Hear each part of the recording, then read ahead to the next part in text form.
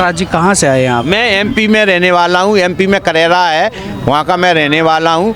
गौशाला चलाता हूँ। एमपी से हूँ मैं, करेरा जिला शिवपुरी। जिला शिवपुरी। जिला शिवपुरी। तो महाराज जी हम भी जानना चाहेंगे, हम कुछ लिखे और आप बता दें। अच्छा, आप कैसा इच्छा, चलो आप भी कर लो, कोई बात नहीं। आप आए हो तो महेंद्र महाराज आ जाओ। देखिए महाराज जी सबके सामने आंखों पर पट्टी बांध रहे हैं और उसके बाद आप जो कुछ भी, मैं कैमरे के सामने वो भी दिखाऊंगा, जो कुछ भी लिखेंगे वो महाराज जी अपनी आंखें देखे पट्टी से बन चुकी हैं, इनमें कुछ नहीं दिखेगा। पहले एक वो लगा है, उसके बाद पट्टी बांध दी गई है और लगातार अब ये जो भी कुछ हम लिखने का प्रयास करेंगे, जो कुछ लिखेंगे वो महाराज जी अब बताएंगे।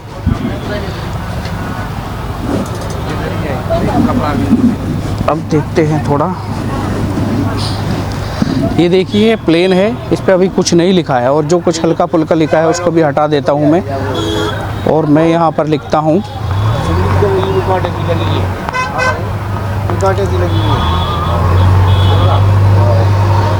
जी महाराज जी, सनातन, ये देख सकते हैं आप, हमने बिल्कुल प्लेन ये स्लेट थी और इस पर लिखा था और जो सनातन लिखा था और उससे पहले कोई शब्द भी हमने नहीं कहा था और बिल्कुल महाराज जी ने तुरंत बिना कुछ देरी के, सेकंडों में कह सकते हैं आप, 1 सेकंड से भी पहले एक बार इसको स्पर्श किया और तुरंत बता दिया। महाराज जी कैसे संभव है ये इतना? मैं तो आश्चर्यचकित, अभी तक टीवी में देखते थे पर्ची वाले बाबा के पर्ची बन रही है, जो कुछ सोच रहे हैं वो लेते हैं। अच्छा हाँ, और अगर हमको कोई चैनल वाला मिले तो हम जो पर्ची जो बनाते हैं उनका सबका राज खोल रहे हैं। धीरेन्द्र शास्त्री हमारा चरण छूता है, पैरों में गिरता है, मुझसे बड़ा काम जानते हैं। ये मंत्र की शक्ति होती है और हम उसका क्या, अगर कोई चैनल वाला चाहे तो हम सबके पर्चा बनाने का राज खोल रहे हैं। ये पर्चा कैसे बनाते हैं, ट्रिक से पर्चा बनता है। कोई भी बना सकता है फिर अगर आप सिखाएंगे? हाँ, मैं सिखा दूंगा। हर आदमी बनाने लगे, ट्रिक ट्रिक ट्रिक ट्रिक से बनाते हैं, कोई साधना से ये पर्चा नहीं बनाते। ट्रिक से बनता है? हाँ, ट्रिक है उसमें। हाँ, माइंड सुहानी सा क्या करती है, जो भी जितने जे करते हैं, मैं दुनिया के जितने भी चमत्कार हैं मैं पूरे चमत्कार जानता हूं और मेरे सामने कोई चमत्कार नहीं कर सकता, ना सुहानी सा, ना धीरेन्द्र शास्त्री, कोई भी। और मैं बिजनेसमैन भी हूँ, पहले बाबाबाद में हूँ, पहले मेरा फैक्ट्री वगैरह बिजनेस है, करोड़ों रुपए का मेरा व्यवसाय है और मैं बहुत अच्छी फैमिली से हूँ।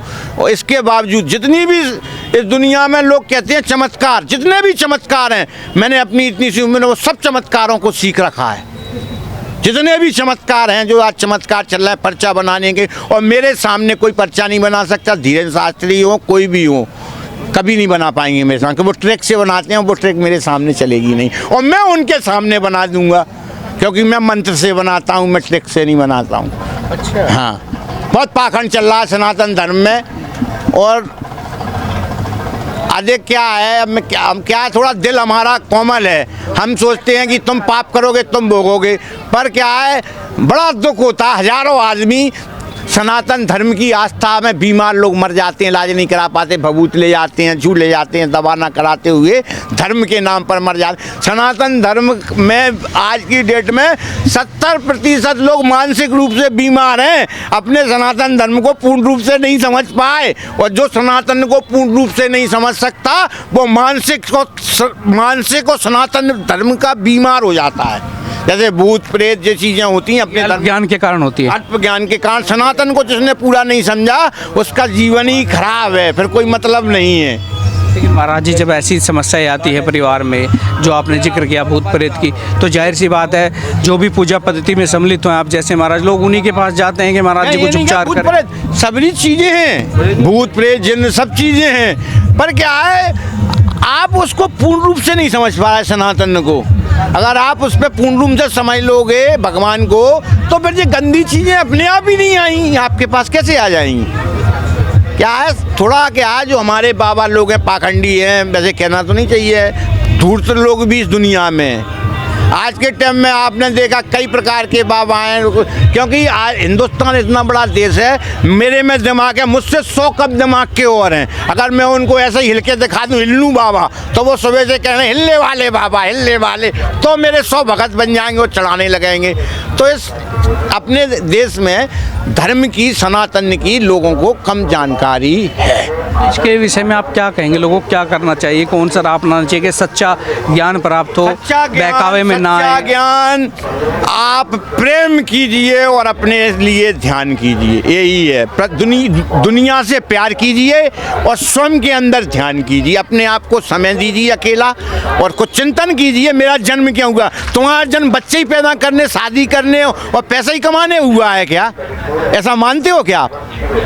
जो आप रोजमर्रा का कार्यक्रम करते हैं जीवन यापन चलाने, बस इसी के लिए आपका जीवन हुआ है? तो यही सोचते हैं घर परिवार चलता रहे, पैसा आता रहे। मृत्यु में कष्ट नहीं होता, जितना मरने में कष्ट नहीं होता उतना गर्भ में रहने में कष्ट होता है। जब मनुष्य गर्भ में होता है बार बार चिल्लाता है, भगवान एक बार मुझे इस गर्भ से निकाल दे, मैं कभी फिर ऐसा काम नहीं करूंगा कि मुझे बार बार जन्म लेना पड़े। मृत्यु से अधिक कष्ट हमको गर्भ में रहने में होता है, मृत्यु में पड़ा रहता है।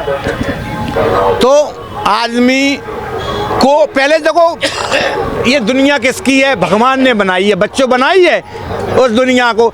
तुम भगवान की तो खूब पूजा करते हो, भगवान की दुनिया की तोड़फोड़ करते हो, तो भगवान तुमसे प्रसन्न हो जाएगा बेटा?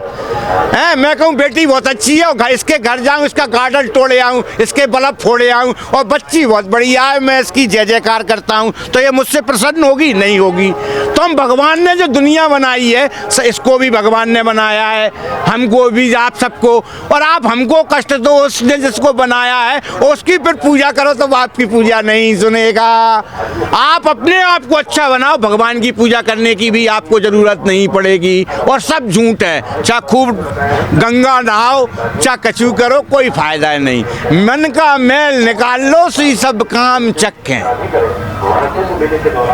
मन का मैल साफ नहीं है तो कोई काम आपका बनेगा नहीं। और बेटा अभी कोई बात नहीं, अभी तो बनियंग है, चल रहा है, जब बुढ़ापा आएगा खाट पर गिरोगे उस दिन सब चीजें तुम्हें याद आएंगी, और चिड़िया चुन गई खेत पाछे पछताए होत का। जब याद आई, जब कुछ बचा ही नहीं तो फिर होगा क्या?